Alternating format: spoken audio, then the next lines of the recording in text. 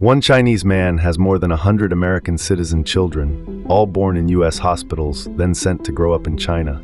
None of this is a conspiracy theory, and most of it is legal under current rules.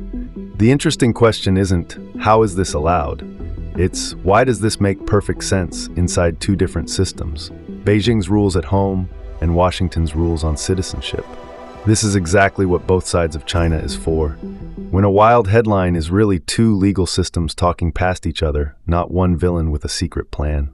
Pipeline and extreme case. Let's start with the pipeline in plain language. A wealthy Chinese client hires a California surrogacy agency. An American woman carries the pregnancy, the baby is born here, gets a U.S. birth certificate and passport, and then goes straight back to China.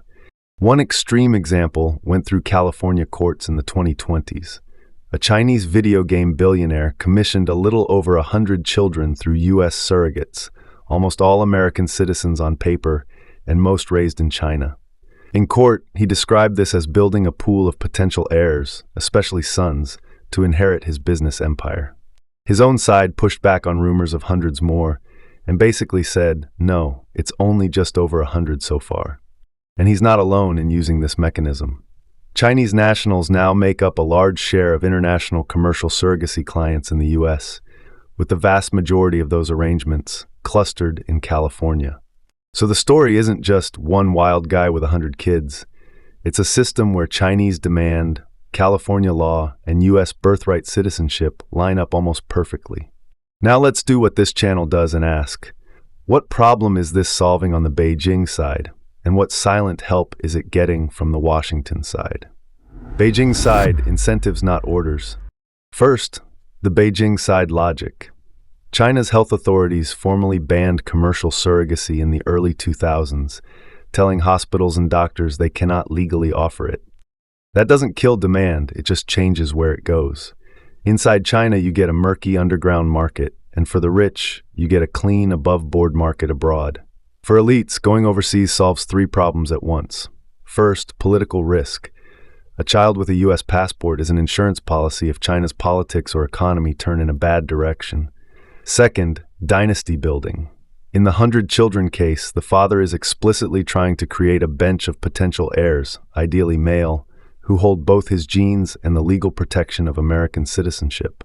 Third, flexibility against China's own constraints. The hukou system, school placement, property rules, and capital controls all create friction. Foreign citizen children give families more ways to place people and assets outside those bottlenecks. You don't need a secret party memo telling people to breed voters. You just need a domestic policy mix where the rational move for the rich is to export embryos, import foreign passports, and keep living under the Chinese system. So that's the Beijing side logic. A ban at home, high risk at the top, and a global fertility industry ready to help. Now let's flip to Washington's side and see why the American rules quietly make this strategy work. Quick recap. So far we've seen why Chinese elites want this pipeline. Now let's look at how American rules, without any grand strategy, make it work. Washington's side rules as tools. On the Washington side, two pillars do most of the work. First is birthright citizenship. If you are born on U.S. soil and subject to U.S. law, you are a citizen regardless of your parents' nationality or their long-term plans.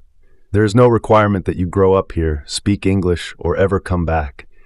A baby can be born in Los Angeles, leave a few weeks later, and at 18, 22, or 35 walk off a plane with a U.S. passport and full rights. The second pillar is how we regulate surrogacy.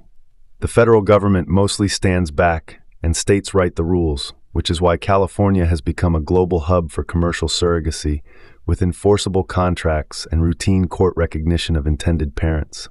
Agencies in that ecosystem actively market to foreign clients. If you look at their Chinese language sites, they are not just selling a baby abroad, they're selling an American citizen child with education options and immigration benefits wrapped in.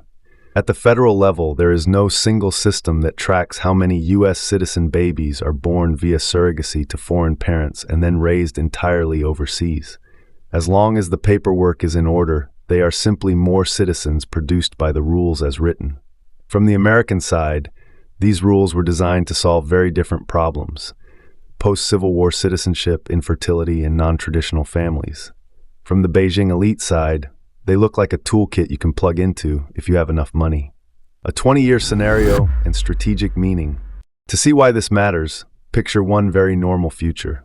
A 22-year-old who has lived his entire life in China, in Chinese schools, on Chinese social media, under Chinese censorship, arrives at LAX with a blue U.S. passport. Legally, he is just as American as the kid from Ohio in the next line. If he chooses to, he can work, enroll in a university, buy property, and after registering, vote in U.S. elections. For his family, that is the payoff, optionality. If China feels stable and promising, he can stay there and treat the passport as insurance. If things sour, he can shift his life and eventually help relatives move into the U.S. system. Zoom out, and you see the both sides picture. On the China side, this is one more way elites quietly move their backup plans offshore. On the U.S. side, it's one more example of an open, rights-based system being used in ways its designers never really anticipated.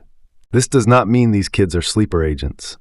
It means citizenship itself has joined trade rules and tech standards in a gray zone where nobody breaks the letter of the law, but the aggregate effect nudges the strategic landscape. Systems, not scapegoats. One last both sides point. The people with the least power are the easiest to blame. The kids did not choose their birthplace or passport, and most surrogates are responding to the financial pressures of the worlds they live in. If we're serious about systems, the real questions sit a level up. On Beijing's side, why does your policy mix push your richest citizens to manufacture foreign citizen heirs overseas in the first place? On Washington's side, are you actually comfortable with your citizenship rules doubling as an asset class for foreign elites? And if not, what exactly would you change? Because right now, neither side is explicitly designing for this outcome, but together they make it rational. So I'll leave you with the both sides question. If you could rewrite the laws in Beijing and Washington from scratch, what would you change so that one man with 100 American citizen kids raised under the CCP stops being the logical move for anyone? This is what both sides of China is for, when a crazy-sounding story turns out to be two systems, two sets of incentives, and one shared blind spot in how we designed the rules.